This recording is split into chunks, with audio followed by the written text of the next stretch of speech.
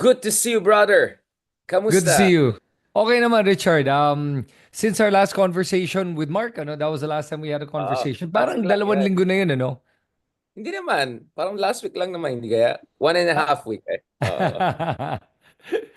Na-miss ko nga yung usapan natin actually. So excited ako sa usapan natin ngayong gabi at sana naman itong gabi mukhang mainit na naman ang mga pag-uusapan nating mga Okay. topics.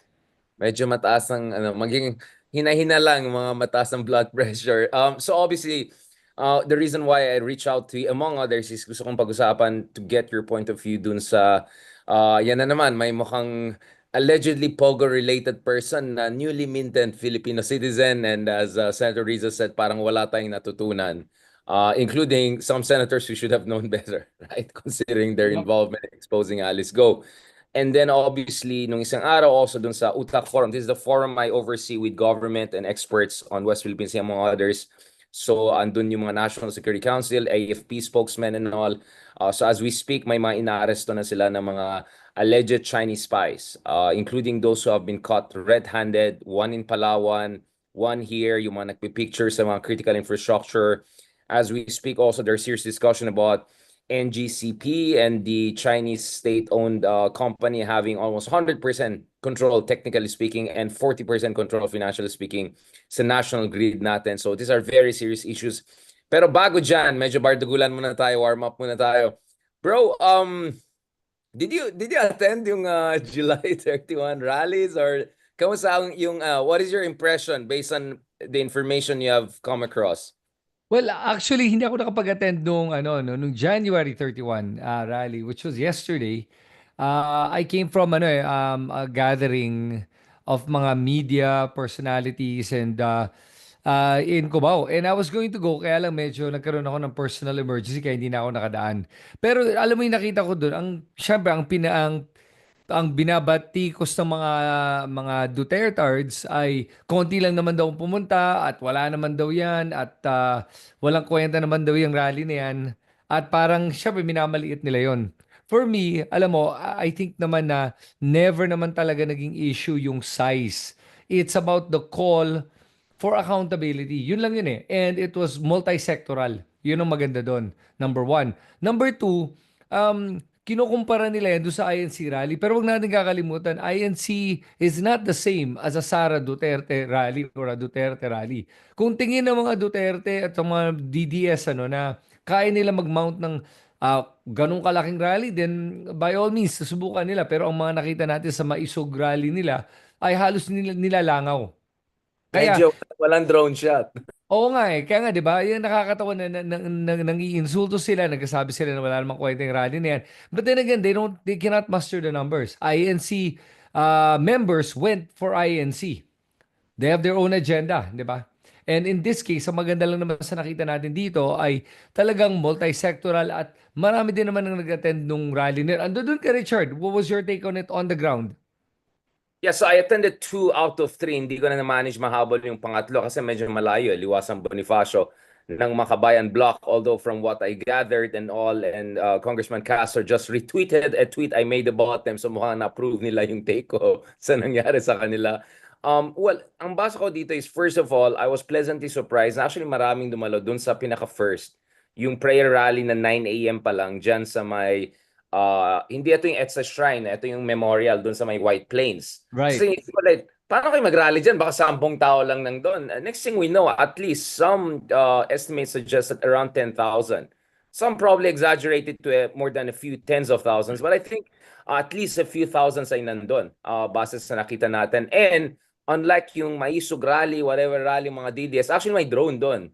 So it looks like enough people showed up para magkaroon ng drone, and that's why ginagawang malaking issue itong allegation na binigay daw ng 1,000 or hindi binigay ng 1,000 daw yung iba nag-attend. So, why would the DDS make a big issue out of that? Siyempre, ang joke ko is, dahil 500 lang ba yung offer to? Na naman tayo, Bardagulan. No, but kidding aside, in fairness, ang init nung umaga and then biglang umulan. Literally, you can see it in some of the videos I get. I was talking to Professor D, yung apo nila Aquino, and Mm. also the Ronald Llamas. As we were talking, may drizzle na, di ba? So tumakas-takas si Ronald Llamas with my lapel na hindi pa rin niya binalik.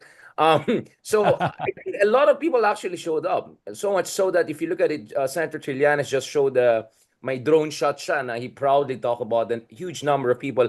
And bro, hindi katulad ito nung mga pink rally na nakita natin in the past. Very diverse siya.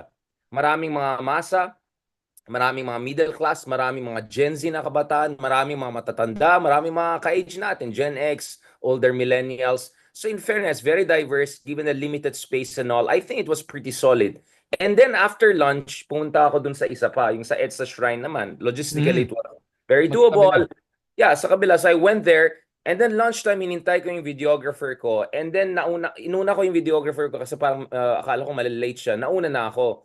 The next thing I know, nag-message ang videographer ko, pare, andito ako sa cafe shop kung saan dapat nag-meet tayo. Ang mga nakikita ko dito, and now you can see where I'm going.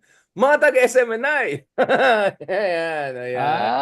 And Ah, then, I go there inside the rally. Of course, you have the usual friends, yung mga followers natin. Shout out sa mga followers natin. Religious group, Christian Democrat, Christian Socialist, Liberals, Progressive, Kalyodi, kausap natin, Chef. Yung mga friends natin from different sides. But I also saw some general or two, cabinet members of Digong.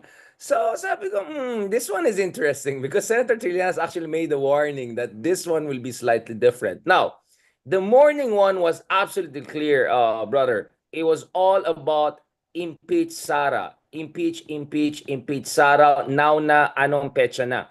No, obviously may mga kritisismo kay BBM, inflation, saan na yung 20 pesos kada kilo, ganun. But 95% of the messaging was really about Congress should act now on the impeachment complaints. mm, Kasi yung mga nandun na yung mga tao na nauna na nag-file ang impeachment complaint. right. Tenor, the cadence, and I would say even quantitatively, medyo iba yung sa EDSA Shrine. And I think it's not only the DDS people I saw in the crowd or the SMNI people lurking in the over the horizon or maybe no more horizon, baka mamaya pumasok na rin. It's that what came up over and over and over again, brother, is the worst budget ever, the worst budget ever. And then yung isang kasama po natin, kasalanan mo to lahat na to, BBM, yung mga ganon. So, parang sabi ko, medyo, kaya pala hindi nagpakita sila Trillanes and others. Pero in fairness, sa Akbayan, people were there. People who attended in the morning were there. And there was a lot of diversity. I appreciated that. But my concern there is that although in fairness, the media coverage, the Philippine Daily Inquirer front page emphasized yung unity of message on impeach Sara, to be honest, the one in the EDSA Shrine, for me, medyo diluted yung message. If anything, more parang anti-Marcos pang dating sa akin. More anti-budget. Yeah. Plus, bring us back to this issue. Alam I want to mo, ask you about this, bro. How can we say this is the worst budget ever? Of course, ang dami problema sa budget na yan. But are you saying this is worse than Digong's budget in 2020? And worse than, where is the data? Where's the comparative data? So, ang worry ko, itong mga ganyan semantics na yan, ay yeah. music to the ears ng mga DDS. So, hindi ko sinasabi na kinancel out yung nangyari nung 9 a.m. with the Akbayan and then in the afternoon with the Makabayan. Because the Makabayan, brother, was very, very clear. Tigil na itong Pusit Games, essentially. Ang nananawagan ng taong bayan na na mag-resign na si Sara. Klaro yung Makabayan, klaro yung Akbayan, klaro yung Magdalo, right? Klaro yung mamamayan liberal. Pero yung isa sa EDSA Shrine, which is very symbolic, not very clear to me. If anything, it was some of the speakers were probably more focused on Marcos. Now I want to get your point of view, bro. Based on my on-the-ground information providing to you. By the way, mayroon ako na-post na mga videos and all. So, I can back up everything I say. Literally, you can hear may nagsasalita doon na worst budget ever, worst budget ever. So you can hear. So, you're saying that sa EDSA Shrine, may mga nakita kang mga Duterte supporters and cabinet members? So, but did they mention about having VP Sara resign? May mga ganun bang usapan doon? Or wala? Kasi I know that, our good friend, Professor Shelo Magno, has been, basically coined that most corrupt budget and all the newspapers, all the media, pick that up and then yun na nga use that sensational headline with this total disregard to the reality of is it the worst budget or not. Again, Yun na nga tama yung sinabi mo eh. Let's do a comparative nga, side by side, para makita nga natin kung totoo bang this is the worst budget. And it is debatable, highly debatable, because you can look at other budgets that are a lot worse. In the previous administration, arguably, that could be the worst. Because imagine mo, confidential funds lang went from 450 million all the way to 4.5 billion. Di ba? Yung palang, tell me that that's not the worst budget. I mean, that confidential fund just ballooned 10x, 9x to 10x, diba? So there are a lot of different ways to skin this issue of what is the worst budget. Ang tanong ko lang is, bakit yun ang pinag-uusapan ngayon? So, sino yung, and honestly, again, we're friends with Professor Shello, but I'm gonna call a spade on this one. Alam mo ang problema kasi, no? Pag isa kang aso na kung saan ka nakakita ng masarap tumahol, tatahol ka na lang doon, tahol ka na lang ng tahol sa lahat, yun ang problema, hindi ka na, wala ka makukuha. 'Di ba? Honestly, i-focus mo yung attention mo sa isa, then deal with the other one later. There are two problems you have to deal with. Which one is the more immediate present danger of the two? Ayan, tignan mo, sino sa kanilang dalawa yung clear and present danger at this moment? Priority. Alam naman natin pag tinignan mo. Saka, That, sino yung exposed, bro? I mean, you had months and months and months of hearings dun sa Mary Grace Piatos, sa confidential fund ni Sara. You have years and years of ICC investigation, years and years of CHR investigation. So my point is, hindi pa nga na-implement tong budget na to. We already cast aspersions as the worst ever. Again, I'm not saying you shouldn't criticize it. right. I'm not saying it's a perfect airtight Yeah. one. Of course it's not. And by the way, we're not doing whataboutism. Because whataboutism assumes that we are already agreeing na talagang let's wait. Let's see how is it implemented. Because I'm still waiting. Sino yung Napoles? Saan yung mga Napoles? Diba? Saan yung mga mambo-jumbo? Yep. Let's be evidence-based. Let's be data-driven, comparative. Kasi ako bro, naintindihan ko naman kailangan ng semantics para to get attention of people. Kasi politics is about passion. But I'm sure if you were the Duterte people in the crowd, tuwan-tuwa ka dyan. And I'll tell you one thing, bro. For actually 1 minute, nilagay ng malaking tarpaulin. Di ba para may highway doon na magka-cross? Ang laki ng tarpaulin, bro. Tapos basically, you could see versions of that on Facebook. Ang laki ni Martin Romualdez na sa gitna, and then konti sa gilid lang si Sara tumatawa at saka si Marcos. That visual, brother, says everything. That rally, at least the people who tried to organize it, were more focused on alleged anomalies of Martin Romualdez and all, and it perfectly fits into the Tambalaslos narrative of the Dutertes, not to mention their blank item misinformation about the budget. So, that's what I'm saying. I'm not making these things out of thin air. These are not impressionistic. You literally see the visuals. You literally hear the words. Worst budget ever. So what you're saying is that hindi lang yung urgent trend ang Dutertes, sila yung exposed literally through hearings and all. Ito sa BBM, I still want to see where's the Napoles, where's the evidence, and where's the comparative data. So procedural din ang argument ko dyan. So apparently, ito yung ko doon, ito yung interesting sa akin doon, this was brought out during the SMNI interview with Duterte and Representative Ungab, di ba? Sabi na, parang nabanggit yun. Alam mo yung ganito, I mean, I have to give credit to Digong, I mean, he is still a master of being able to create a narrative that we can talk about. Non-issue becomes an issue. Now, again, alam mo, there are two sides to this blank item thing, and una parang pinapalabas that it was a blank budget. Tapos ngayon biglang backtrack kasi lumalabas, hindi pala yung budget yung blanco. Yung sabay bicameral committee. So, anong pinagsasabi yung budget? Yun yung pinapalabas nga originally na budget blanco daw. No, bicameral. And then even in the bicameral, there are two sides to that story na may mga nagsabi ng wala namang blanco ako nakita. No, nagpirma ako, it was all filled out. May iba nagsabi may nakita akong blanco. So, who's really telling the truth and what really happened? But Baka, is the bro, that's budget... their style. Modding the water, just throwing anything to see what sticks. Yep. Kasi this is very technical issue.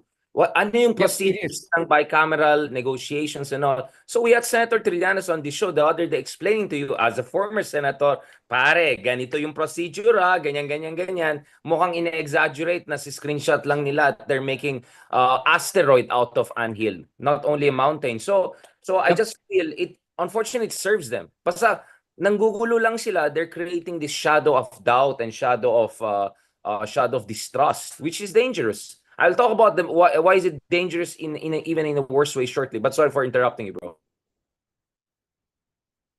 Yeah, and nakakatawa lang to, Richard, na yun na nga eh. He created this narrative. Tapos again, I mean, everyone is entitled to whatever topic they want to talk about and anong gusto nilang sakyan. Yun ang sinakyan ng ating kaibigan ni Professor Shelo. But Syempre, to be being an fair, sila economist, joke din. Ay, sorry, joke na. Sila drillion din daw, sabi nila daw yan. So, I don't want to just say, I think ginamit din ng term na yan ni Franklin Drilon in an interview, sabi ni Sir Ronald Llamas, na yung um, worst public ever. So, there are a couple of people actually using that term already Hindi lang right. yung kaibigan. Right, but it all started kasi with her interview, and then the other one was who was it? Another person who said JC Punong Bayan, who said the most corrupt. So silang dalawa yung nauna. And then sorry, let me rephrase that. Shalo Magno said the most corrupt. JC Punong Bayan said the worst. And then media picked it up, and then now everyone's repeating that narrative. And then the DDS and the troll farm, uy, pick up natin to. Amplify natin yung message ni Shelo Magno. Ayan na. So ngayon nagpapiesta sila. And sa akin yun na nga and I think we agree on this one. And I think this is where we're a little bit more center than others eh. Ako, as much as I will criticize, I will pick my battles. We can't be in every one of these. And again, like you said, hindi ibig sabihin I agree with that budget. Marami akong issue with that budget. Pero ang mas malaking issue ko kasi ay yung budget na yan, pagpapatakbo ng ating gobyerno, wala, okay na yan. I'll let it be kasi it's the same amount as it was last year. Actually, it's a little bit less. Number one. Number two, tumatakbo yung gobyerno, okay na ako doon. May mas malaki akong issue na katiwalian na nakita, obvious, harap-harapan, garapalan talaga na nagsinungaling yung tao, gumawa ng fake receipts. That's a bigger issue for me. And that's the one, not just that, there was a destabilization effort. Mas malaking problema yan. That is what you call the clear and present danger right now. Kaya nagtataka talaga ako kung bakit nagkaganon. And that's why for me siguro, nagkahati-hati yung mga bosses natin nung January 31. Dahil nga, instead of just uniting to talk about one topic, no, let's talk about every topic. We can, but you're not gonna achieve anything. Laser Yeah, focus. yeah. I mean, as Confucius said, right? A man who chases two rabbits at once catches none, right? So, Kung Ifa, happy Chinese New Year, by the way, brother. We'll talk about the related matters shortly. No, but going back to this, yeah, absolutely agree with you. Yun nga like, alam naman natin na the vultures have been hovering around and waiting for anything, any whiff of corruption, as to use Duterte's poetic prose, no? To exaggerate things. In fact, ang tanong ko, do you think the Dutertes would have said this if Sara was still in the good graces of the government? If Duterte felt that BBM was doing his bidding? Of course not. So I think it's incumbent upon anyone who wants to focus on the issue of corruption to keep on reminding everyone na hindi scot-free ang mga Dutertes. Na this is a Duterte legacy in as much as they want to criticize BBM too. And it's that lack of nuance and caveat that keeps on really worrying me. Like, why are we not doing that? Is it because some of our friends are so never Marcos that they rather not much talk about the Duterte aspect, no matter how exposed the Duterte abuses have been? Kasi yun yung theory ng iba na medyo never Marcos mode na talagang mga ibang kaibigan natin And, and, um, and, and they feel baka tayo, I cannot even say we're centrist, bro, kasi Akbayan and Makabayan are saying the same thing as us. I'm not sure if right. we're centrist. So I think we're just trying to make the more big picture, greater evil focus on that argument. Yeah. You know what? You're right. You're right on this one. At saka tama yung sinabi mo, the nuances of this ano. Kasi tignan mo nga no, nakakatawa ang nagbabatikos ng budget na to, siya mismo inabuso niya yung budget, kinorrupt niya yung budget. The Duterte family has corrupted not just the national budget, even their local budget. Look at Davao with a 500 million peso confidential fund. They don't want transparency. They want confidentiality with everything. At pag may nagtatanong sa kanila about their budget, nagagalit sila. And yet, sila yung nagsasabi ng, tignan mo tong budget ng Marcos, grabe kapalpakan nila. It's funny how it's like the pot calling the kettle black in this case, di ba? Walang credibility or integrity ang mga Duterte para magbatiko sa mga Marcos pagdating sa issue ng budget. Dahil nga nung panahon ni Digong, nakita mo kung gaano niya binastardize yung budget natin by giving the money that he corrupted to the Chinese nationals and foreigners, mga dayuhan. Yun na nakakabadtrip eh. Nangurakot ka na, binigay mo pa sa mga dayuhan. Sana naman binigay mo naman sa kapwa Pilipino. Hindi, binigay mo sa mga dayuhan. Yung family issue na yan. Nag-criminal pa. Nag-criminal Oh, pa. mga criminal syndicates pa yan. 'Di ba? Yun ang very problematic sa akin sa argument na tama, this is the most corrupt budget. Sino nagsasabi nun? Tignan mo. Si Digong? Anong karapatan niya magsabi na ito ang worst budget? Look what he did. Now, again, not defending Marcos, but I'll say this. Ito, at least kay Marcos, right, with regards to this, nakikinig pa rin naman siya sa tao kahit papaano kasi nakikita mo nagbabacktrack siya, inaayos niya, he's trying to make it look good at least. At least on the visuals, maganda. Window dressing. Kahit papaano nag-window dressing. Si Duterte, mga Duterte, walang window dressing. F you. Gagawin ko ang gusto ko at wala kang magagawa. Yun ang pinagkaiba ng dalawa. Yung isa, concerned pa sa image. Yung isa, wala akong pake. Yun ang pinagkaiba nila. Yeah, or in fairness, sometimes nag-adjust din si BBM, to be fair to the guy. I didn't vote for him. I'm still critical of him. I think he's not decisive enough. I probably think he's watching our show sometimes. But my point is, yes, sir, marami kang pagkakulang. Pero in fairness, baka minsan nakikinig ka rin. May konting adjustment, at least acknowledgement na may problema yung budget. You think Digong would have acknowledged? He would just say F you to all. And worse than that, he will unleash his trolls on you. Ito Right. lang masasabi ko sa mga kaibigan natin na worst budget ever. If you dared saying that in 2021 against Digong, tingnan natin ang mangyari sa inyo. Do you think you would have been able to arrange 3 different rallies like that with no harassment whatsoever? In fact, I'll tell you what, one of the interesting things dun sa isang rally, andun din yung mga BBM vloggers. Mga BBM vloggers, I interviewed them. I'll post separately. Sabi ng BBM vloggers immediately, ganun sila, Sir, BBM kami, admin kami, pero nirespeto namin yung karapatan nyo na mag-criticize ang government kung sa tingin nyo mali. Pero nandito rin po kami kasi gusto namin hindi magkakaroon ng abuso dito sa issue na to ng mga destabilizers. And speaking of destabilizers, this is not from BBM vloggers. This is from Justice Carpio and this is from Antonio Trillanes. Point blank, I asked Senator Trillanes, are you worried that there's a younger version of you now lurking in the barracks that could be activated? He said yes. In short, there is also clear and present danger of some Duterte ex-generals, I don't know if the ones who were attending the other day, but maybe some of the more extreme ones, who want to actually bring down the whole house. They want to go Joker. They want to go think of all of those DC universe guys na let's just clean it up, purge, right? Let's just purge it all. May mga ganitong proto-fascist elements po, if not 3DS elements, who have no respect for our constitutional order. Now, you compare that level to whatever we have with BBM. I'm not talking Marcos Sr., but BBM. Levels yan, bro. Levels yan. As Joe Rogan would always say about MMA, pare, there are levels to this game. Kaya nga sabi ko, discernment is the name of the game. Of course, you have to criticize the government if may mali. But never forget, if BBM goes down, the 2 most likely scenarios is Sara presidency and the return of Duterte's, or B, even worse, RevGov. Right. The third option of good people taking over, wonderful people. For me, realistically, the best thing you can do is first take care of the business, focus on one rabbit, then make sure the other rabbit is close to the fire so that it doesn't misbehave, and then win 2028 and take over Malacanang and everything will be better. Ganun lang. Just be realistic. wag yung ang sabog. Ang sabog bro, medyo sabog eh. Sabog kasi yung ibang kaibigan natin masyadong invested sa kanilang discourse. I think they're not looking at the big picture. And I'm frustrated because we have been warning about this. Ilan buwan ko na sinasabi, sinasakyan ng mga Duterte. Last thing I want to say on this pare, may mga kaibigan tayo na proud na ang taas ng views nila bigla sa YouTube. What they don't notice is that mga DDS yan.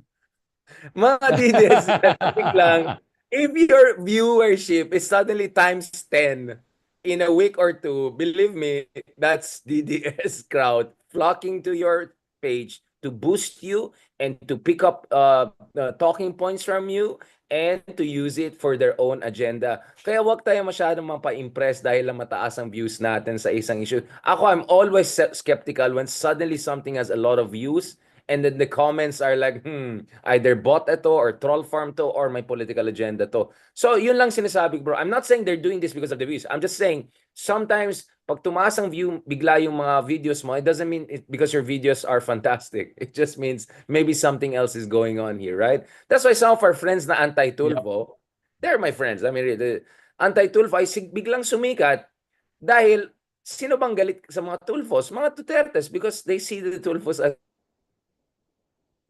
as a threat.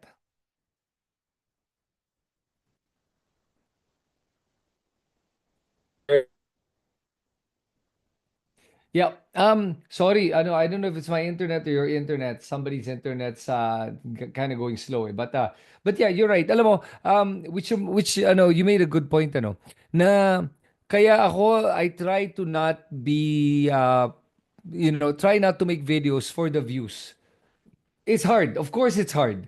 Pero I just talk about the topic that I want to talk about, something that's personal to me or something that, na talagang important for me. I'll talk about it. Whether people watch or not, I really don't care. And sa akin, I've never been one to pander to an audience. At least I try not to. Ang hirap din eh. Syempre, kung mas marami nagko-compliment sa'yo, mas masarap naman yun kaysa binabatikos ka, di ba? Pero siguro nasanay na ako na binabatikos, kaya medyo matigas, makapal na rin ang mukha ko, matigas na rin yan eh. Kaya wala na akong pake dyan eh, di ba? As much as you, Richard, you get a lot of people that, man, you get a lot of bashers. Wala ka and na I rin love pake. it. And I thrive on it. That's the Di ba? problem. Di ba? It doesn't Parang bother you. like, And that's the point. Yung really do the work for the work, not for the views. Yun lang yun. I mean, views are nice. I see people na natutuwa. Pero, pare, beyond the views, man, let's stick with the integrity of just speaking truth and making sure people understand ano ba yung talagang problema natin ngayon. At ito pala yung important dito, no, na people look to us to get a perspective, to form an opinion. So sana maging mas responsable tayo sa pagbibigay natin ng ating mga opinion. Kaya nga, I mean, I don't mind nga, like, I will debate with a DDS or a BBM loyalist. It doesn't matter. Kasi sa akin, may mga punto tayo na mapagkakasunduan eh. Di ba? Hindi naman tayo lahat mag-aaway-away on every point. Meron naman pagkakasunduan dito eh. Pero yun lang. Let's focus on the problem and then fix it from there. And let's not get sidetracked by views, and I'm sure hindi naman lang ginagawa to for views. So I no, hope they're not not. at They're least. not. And just to be clear, I still would say we're all in the same side.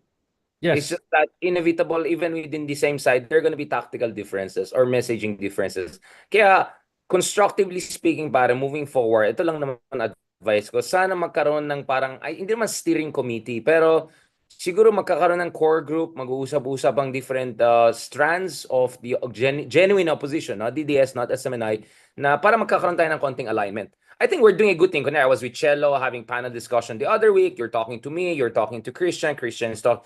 Gets small. So we're having that informally. But I'm hoping sana we have a much more institutionalized discussion among hindi lang genuine opposition, pero yung mga genuine people who just want a better Philippines. Right? Hindi naman tayo, we're not politically motivated. I mean, you're still not in government. You're just about to run. So technically speaking, we're just civil society here. Right? In my Yep. case, journalist. Right? So yun lang naman pare. I just think we have to talk more and at the same time, hindi ito about personal fights. This is just points of disagreement and at the Yep. end of the day, I think we all want the same thing for our country. And you're right, Yep. even with the BBM and DDS people, a lot of them actually have good intentions for the country. Mali lang yung paraan nila, mali lang yung mga choices nila, But I think a lot of them actually are good people, have good intentions. So let's just be open about it. In the same way, there are many great people in our side who may have different take on things and kailangan natin makipag-usap. Ako nga, nag-back-to-back ako kay Justice Carpio and Senator Trillanes, and I had to mediate and say, na actually, ito yung sinabi niya. Actually, ito yung sinabi niya. Because baka hindi sila nag-uusap more directly. So hopefully down the road, we can all sit down and have that conversation. Kasi ayoko mangyari, bro, is everyone is the David to the Goliath. Lahat may sariling pagbibida-bidahan and then no one is talking. Ayoko yan, bro. Alam mo yun yung problema natin sa kultura natin eh. Lahat gusto maging bida, lahat kanya-kanyang diskarte. We need to have more consolidation, more message alignment. And the last thing I want to say on this part before we go to your part, because one thing I really appreciate about your work, bro, is and you don't do bad in numbers, by just to be clear about it, because you do your due diligence. We saw that with the Quadcom hearings, and now I want to talk about another important development or two with you. But the last point I want to say on this is, ako, probably this guy's too leftist for you, but I go back to the works of the Italian thinker Antonio Gramsci, right, over and over again. Someone that Giorgia Meloni and probably even Milei and all are reading right now. His idea is that if you want to become the new power for the good, you have to get rid of a couple of things. First of all, moralism. Wag good versus evil, pag goody-goody, that doesn't work. Because essentially, you're saying, pag bumoto ka sa kabila, demonyo ka. Yung ganyan, it never works, bro. And then, pangalawa, don't reduce everything to just corruption, economism, ganon. Because people vote for a million different reasons. Baka takot sila dahil may warlord. Baka identity issue, solid north, solid south. So don't reduce people to just, or reduce politics to just one issue. There's so many other explanations why people vote along. And pangatlo, wag kang purist, cancel culture. Don't do that. Like you just talk to people na who completely agree with you, or si Darren may sinabi na nakakairita, wag na natin pag-usapan. I'm sure yung mga kaibigan natin na dilaw dyan, they have all sorts of code words or terms for me. They try to call it clout chaser to, mga ganyan. Sorry kung I have clout and you don't, but whatever. So yun lang, we have to get rid of those things. Then I think we really have hope. But the least we can do is we have to have more of this conversation together. But now, bro, let's go to you. You're the expert on this. What the heck is going on? POGO-related person daw, binigyan ng Chinese citizenship. By no less than, one of the supporters is one of our good friends, senators, who was helping Risa through and through, exposing yung mga whopping of the Philippines. What the hell is going on? What's the big picture? Give us the detail, the issue, and how you feel about it. Happy Chinese New Year, brother. So, this guy, Li Duanwang, okay, is a Chinese national. Ngayon, nabigyan nga siya ng Filipino citizenship by a majority of the senators. I think 19 of them, if I'm not mistaken, voted to give him a citizenship. And there was not a lot of questioning by anyone. It was sponsored by Senator Tolentino. And the only one questioning this Chinese national on getting a Filipino citizenship was our good Senator Riza Ontiveros. Ngayon, maganda yung mga punto na lumabas dito eh. Kasi ang punto na sinasabi nga ni Senator Tolentino, as a rebuttal to Risa Ontiveros, sabi ni Risa, tignan mo to, may picture si Li Duanwang kasama ni Duan Renwu. Duan Renwu is the big boss of the Porac, Pampanga POGO. The most notorious of all POGOs. Ito na, yung karamihan naman nangyaring torture, mga murder, human trafficking, sex trafficking, lahat na yung nangyari dito sa Porac, Pampanga, okay? And they have a photo together in the opening of a casino called Nine Dynasty Casino. So, nung binanggit niya yun, sabi ni Senator Tolentino, na marami na magpapapicture sa atin eh. Bakit naman we make a big deal out of it? Fair point, di ba? Na hindi mo naman talaga alam sino yung mga kasama mo nagpapapicture. Malay ko ba kung criminal to, di ba? Pero ito yon, ito yung interesting dito. Nalaman din natin that si Li Duanwang ay nagtayo ng junket called Nine Dynasty Junket Group. Kaya kasama siya doon sa opening at naimbita nga itong si Duan Renwu. Ngayon, do you think they know each other? There's a high likelihood that they know each other very well. But let's not be conspiracy theorists. On one item, sige, pwede natin palampasin to. Then, ang nalaman natin ay hindi niya binanggit at hindi niya nilagay sa application niya na siya yung nagpapatakbo nitong junket. Sabi naman ni Senator Tolentino, wala namang masama sa pagpapatakbo ng junket. It's perfectly legal. And then, even Senator Tolentino was parang sugarcoating what a junket is. It's like a tour agency, nagdadala lang ng mga high rollers dito sa Pilipinas to gamble. That's it. He failed to. Palusot. I'm sorry. I'm sorry, what? Palusot. I'm sorry, Oh yeah, nothing. palusot, Wala, sorry. exactly. Because he failed to disclose, Senator Tolentino failed to disclose that junkets make money by providing credit to these high rollers. Kasi remember, if you're from China, hindi mo pwedeng ilabas yung pera sa China. Money laundering yan eh. Maingat ang China, especially for gambling. So what they do is, babayaran nila yung junket operator sa China, pero yung junket operator ang maglalabas ng pera dito in their own account, in another account, and bibigay, and then they get a cut out of it. That's how they make money. This is how money laundering is done. This is how they actually also do debt collection, which causes a lot of problems with extortion. Yan yon. So, ito yung nag-ooperate nun. Then, ito pa, nalaman din natin na itong Nine Dynasty Junket operations niya has an office in the same building as Yatay Spa. Yatay Spa naman is owned by the Chinese spy that's now in custody in, saan ba yun? Sa Myanmar ba yun? O nakalimutan ko na saan?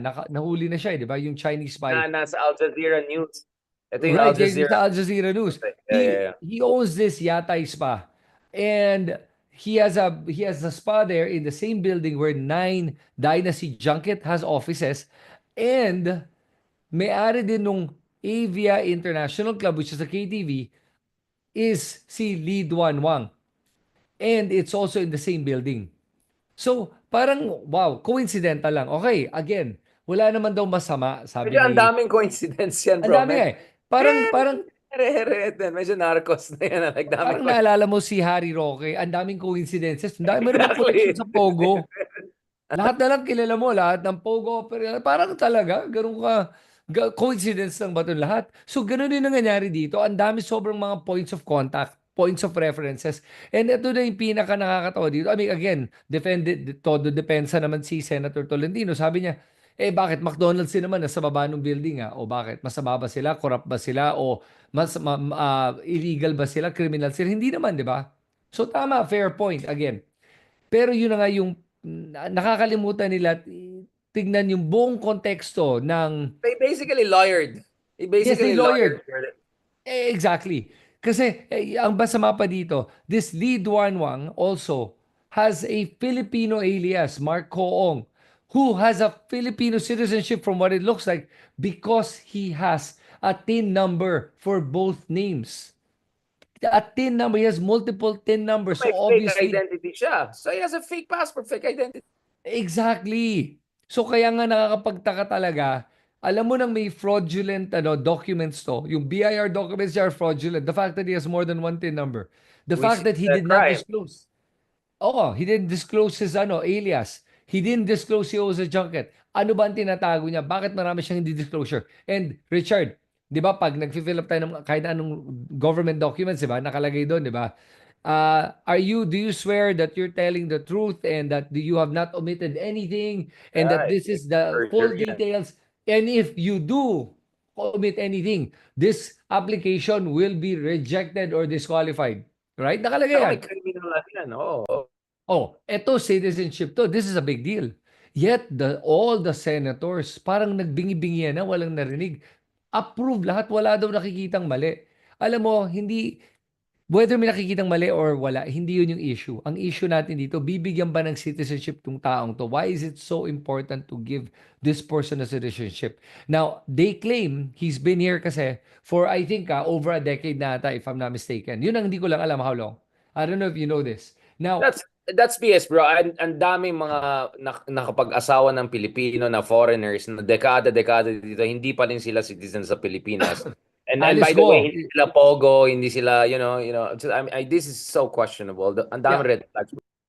Pero Richard, for me, ito yung pinaka nakakapagtaka talaga na red flag for me. May nilabas ngayon na bagong information si Riza Ontiveros on X. Kakalabas lang, I think today, if I remember correctly, that this person actually has a company that has done illegal and criminal activities. Kakalabas lang nun na hindi niya nabanggit kasi ngayon lang na-reveal.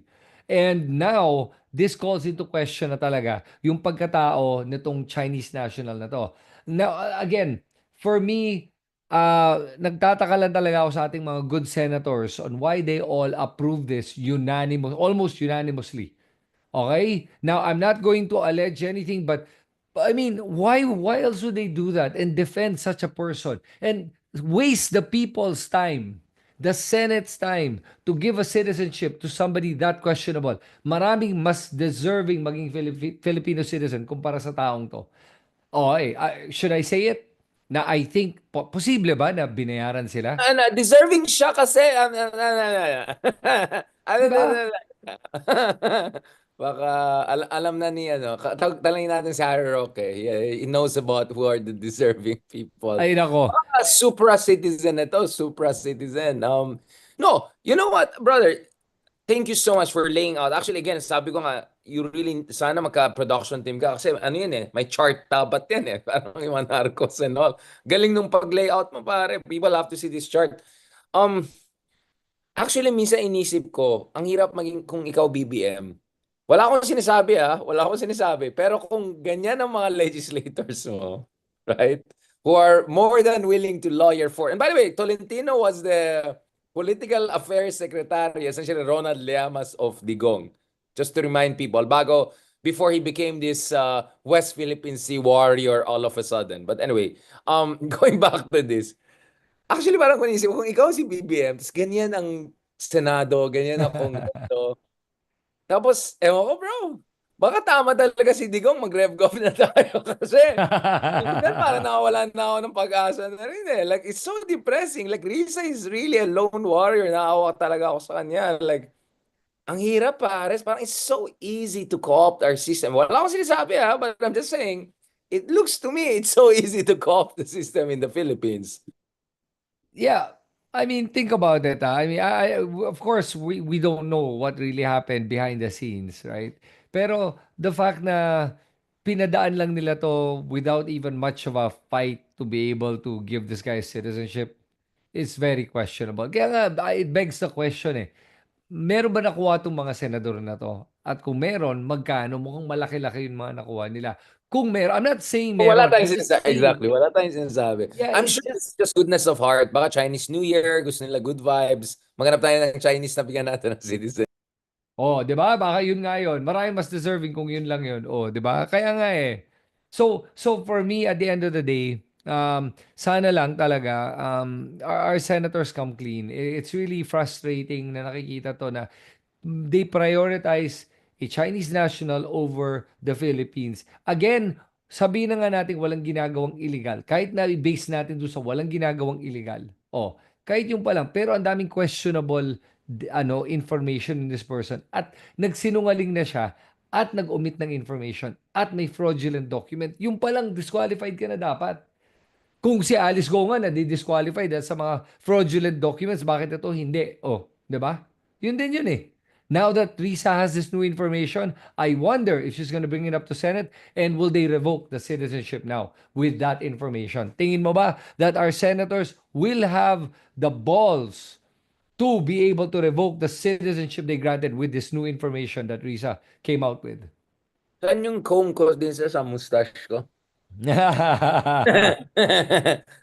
Sabi nga ni Robin Hood Padilla, it's all about loyalty. It's all about loyalty. Nakita mo ba yung Oh, video ko kanina, yung about Kiboloy? Si Kiboloy po ay napaka-loyal. Andun siya. Parang ganun lang yung standards nila. Basta loyal ka sa amin. Wala kaming pake kung FBI wanted list ka. Wala kaming pake. Medyo medyo grabe talagang it's that's what I'm saying, itong RevGov idea na yan. It sounds like a joke now, but the more people hear about how potentially rotten our system is and how hopeless our case is, and I'm not very optimistic. I hope the best for Mark Gamboa and all, but it looks like the next Senate will be even more interesting, quote unquote. I mean, mawawala talaga ng pag-asa ng tao sa sistema natin, and that creates a very dangerous situation, just in case. But speaking of dangerous situation, meron din tayong ngayon nahuhuli na mga Chinese citizens na may asawang Pilipino or have yep, been living here for some, na talagang caught red-handed na sila, na meron silang mga improvised technologies, taking pictures of critical yep. infrastructure, whether it's in, I don't know, Balabac, whether it's in Manila, etc. So, on the record, you have the National Security Council, the NBI, and to a certain degree, even the AFP mentioning this thing.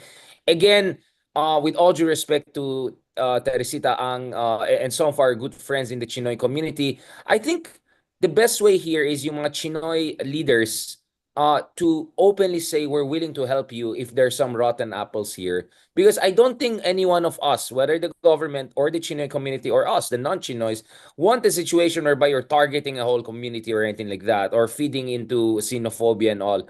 But the reality is that the Philippines is at the forefront of a Cold War, and China has every interest to sabotage the Philippines as we get more American weapons in, as we build Yep. up our relationship with the US. This is just business as usual for espionage and defense ministry and all. And we had a case of Mr. Zhang last year na umalis na kasi nahuli na talaga siya ng intelligence services na kunyaring journalist, but he was doing intelligence gathering for the Ministry of Security Services. So what Senator Hontiveros was saying, bro, is that hindi lang POGO ang issue dito. It's this very dangerous cocktail of Yep. criminality and espionage and national security all feeding off on each other. And then ganyan yung Senado mo kung saan they're not even willing to have a serious cross-examination.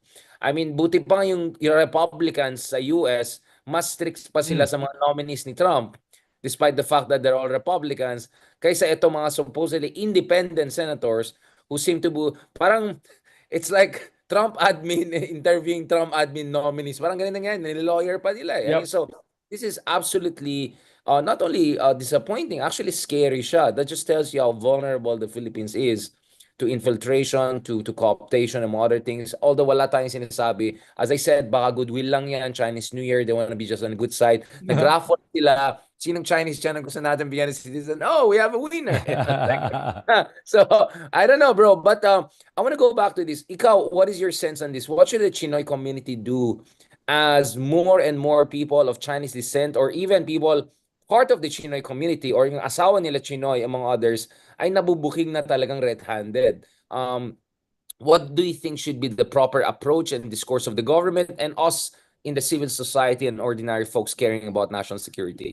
So, first of all, I mean, I'm trying to understand Teresita Angsi being the parang spokesperson for the Chinoy community, right? Na, but here's my take on this. For me, I think before you defend your tribe or who you feel is a part of your tribe, defend the country first. Country first, then tribe next. Nakakalimutan ng ating mga kababayan to na before you defend kung sinong tribo ka, kung sa Duterte ka o sa kay Marcos ka or pink ka o dilawan ka, una-una Pilipino tayong lahat. Yun ang if I were to try to give advice to Miss Teresita Angsi, that's the advice I would give. Before you defend this Chinoy, tingnan mo muna kung talaga may ginagawang kalokohan. Kasi, of course, pag humarap yan sa'yo, mabait yan. Siguro, kakilala mo yan. And you think, oh, walang ginagawang masama ito, mabait na tao to. Alam mo, kahit sinong criminal iharap sa'yo, mabait lahat yan. Hindi ibig sabihin mabuti yung ginagawa nila. Marami tayong kilalang mga corrupt na Actually, politician mas na mabait po pangiti-ngiti. yung mga kriminal. Mas mabait sila for the reasons we Oo. Absolutely. You know how many times I hear that? I'd say, si ganun. I know na may isa akong kilala na parang, dubious character, sabi ng kaibigan ko. Nakilala ko siya, mabait naman siya. Hindi naman yun yung punto natin. Lahat mabait. Ano kala mo, mumurahin ka niya? Dahil hindi naman ganun ang mga tao, di ba? Ay, bro. Are you worried that this could get out of control as more and more spies, unfortunately, of Chinese descent or even Chinoy Well, connection get caught? That this could spiral into something more troubling and affect the social fabric of our society. Are you worried? yeah. Well, Richard, alam mo ano lang take ko dito is I think the Chinoy community, you have the vocal sector which is yung mga led by Teresita Angsi pero or even the Henry C, yung grupo ni yung the C family, di ba? Paminsan you'd hear them speak out to defend the Chinese, mainland Chinese. Pero I think there are a lot of Chinoys like myself that don't agree with that. As a matter of fact, even in my batch, na maraming mga Chinoys doon, don't agree with what's happening right now, and they don't like it because it gives a bad name to us, 'di ba? And we're very different from mainland Chinese. Very different. Very different yung kultura, ibang-iba yung pananaw, at ibang-iba talaga. Walang ano, night and day na nga yan in that sense. Kaya that's why sana talaga maging mas circumspect tayo when we come to defending certain personalities. At itong guy na to na nahuli nila was caught red-handed in the act of actually installing some sort of a surveillance equipment that's a high-tech equipment that you just don't buy in a True Value or a hardware store or in a gadget store, di ba? Yan Temo, hindi yan Temo. Oo, di Shopee. ba? Kaya talagang kaduda-duda yun eh. So for me, tapos sabihin pa ng China na, sabihin pa ng China agad na, let's not make an issue out of this, is not a spy, blah, blah. Of course, China is gonna say that's not a spy. What do you think? They're gonna come out and say, oh yeah, that's a spy. Congratulations, guys. Balik na nyo sa amin. Of course, they're not gonna say that, right?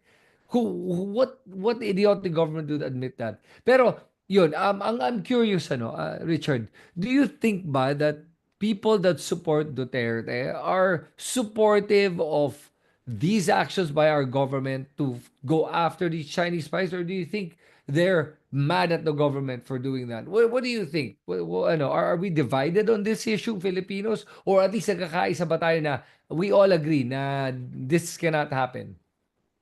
Well, actually, a few years ago, I wrote something about 5 types of DDS, right? Like some of them are just technocrats ng kisagay. Some of them are just opportunists.